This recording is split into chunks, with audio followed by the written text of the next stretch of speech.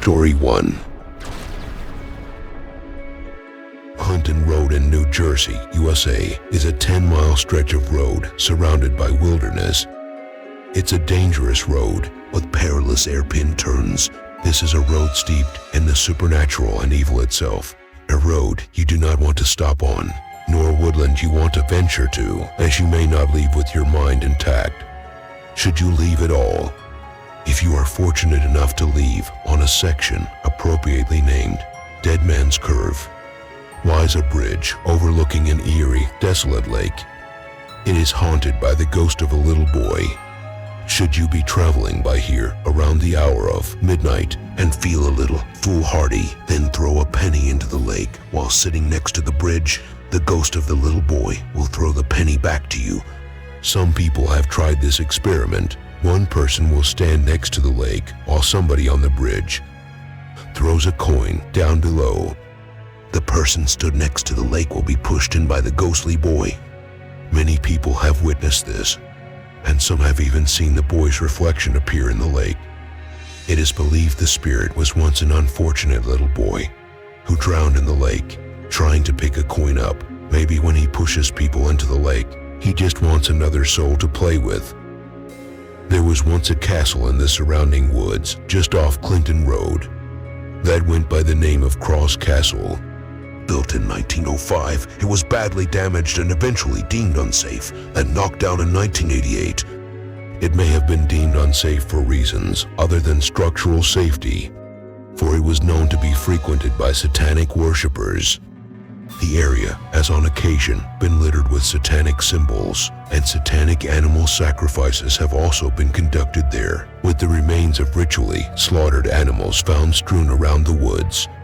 In fact, here's a tip. Should you be driving through Clinton Road late at night during the hours of darkness and happen to see an animal, dead or otherwise, lay in the road, do not stop to attend to it, for the Satanists have been known to use this as bait, and they may emerge from the darkness of the woods and try to grab you before you have a chance to get back in the car.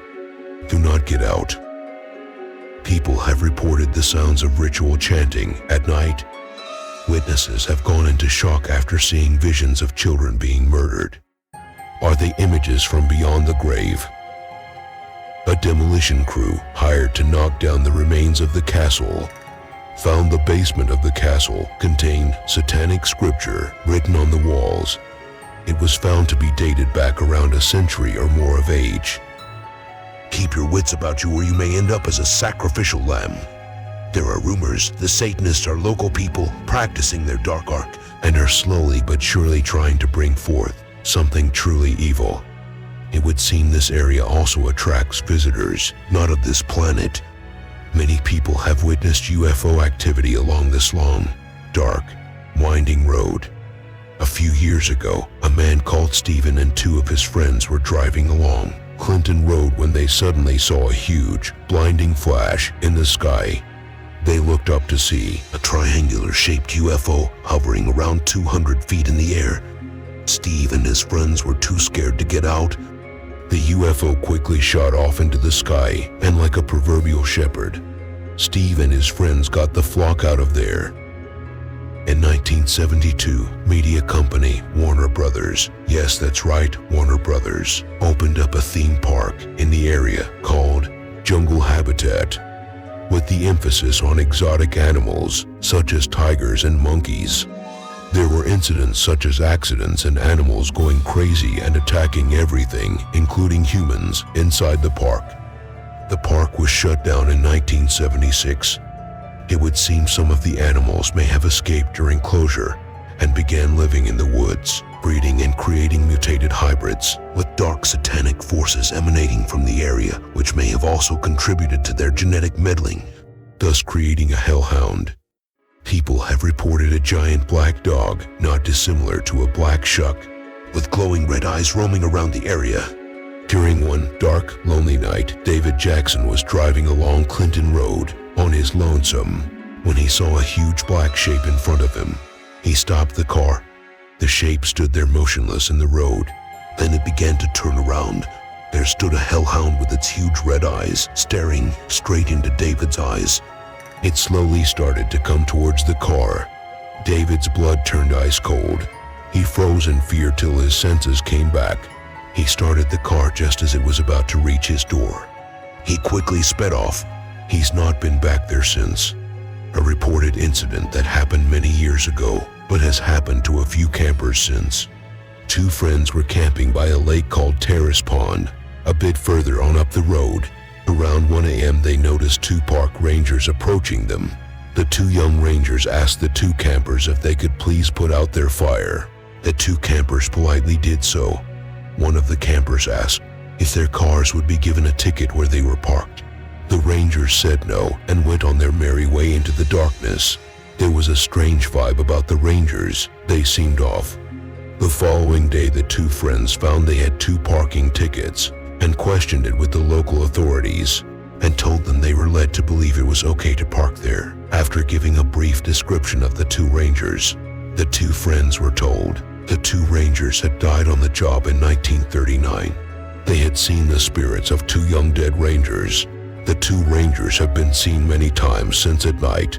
Tim McBride and his friend, two eager young men wanting to take a walk on Wild Side, drove through Clinton Road one night. They were both skeptical about the many things they'd heard about Clinton Road, but what they both experienced could not be rationally explained, such as the images of two ghostly rangers just pumping into their minds as they slowly drove alongside the road. Neither Tim or his friend had any prior knowledge of the rangers. They also heard strange noises on their police scanner, and after pulling over during the drive home, they noticed several childlike handprints on the back of their car. Had the ghost of a child tried to push their car away during their Clinton Road visit? Was it perhaps the ghosts of sacrificed children? Clinton Road is one of the most haunted roads in the world, with a doorway to a dark place you do not want to find yourself in. Look behind you. Is that the ghost of a child staring at you?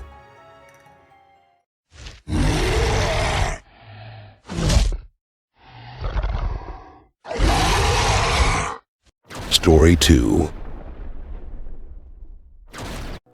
Brian and Susan Trost and their two children moved into their newly purchased home in Missouri, USA in 2007. They were looking forward to a new life in a nice neighborhood, but they were soon to find out they had squatters who were hard to get rid of, especially as there were over 5,000 of them. It all started as Susan Trost was taking a shower when she noticed in her peripheral vision a large brown recluse spider falling from the ceiling. She dodged it with centimeters to spare and watched it as she washed it down the drain. That was just the start of an horrific nightmare. The family began noticing spiders dotted around the home at an alarming rate. First it was a couple, then maybe 10 or 20, then they started appearing in their hundreds. As Susan Trost stated, the walls began to bleed spiders. They discovered they had an infestation of brown recluse spiders, living mostly in the walls. How did they get there? Nobody knows, but they could have been brought in unwittingly via storage items and furniture brought into the house, or goods bought at an auction. Maybe one was on the previous owner's back as they stepped into the house. Who knows? The Trost family on a regular basis would see spiders crawling out of the blinds on the walls. From the fireplace, they were everywhere. They called in a pest control firm who failed to terminate the infestation. They tried another company. They also failed. There were simply too many. The Trost family felt like pulling their hair out, which probably would have been filled with spiders. The Trost family sued the former homeowner and were awarded almost $500,000, but they were never paid out due to the former homeowners declaring bankruptcy.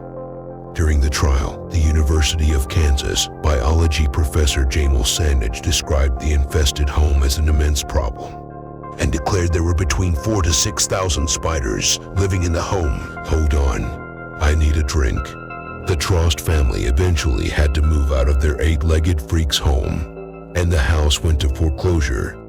The Carthy Pest Control poised large tents over the home and pumped over 200 pounds or so of fluoride gas to kill them off.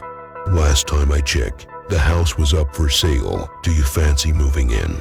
Who knows, you may never be lonely. You could have thousands of guests joining you for supper. your door. In this case, you may want to unlock it and get out of the house if you have spiders waiting to crawl over you in the night. Sleep tight.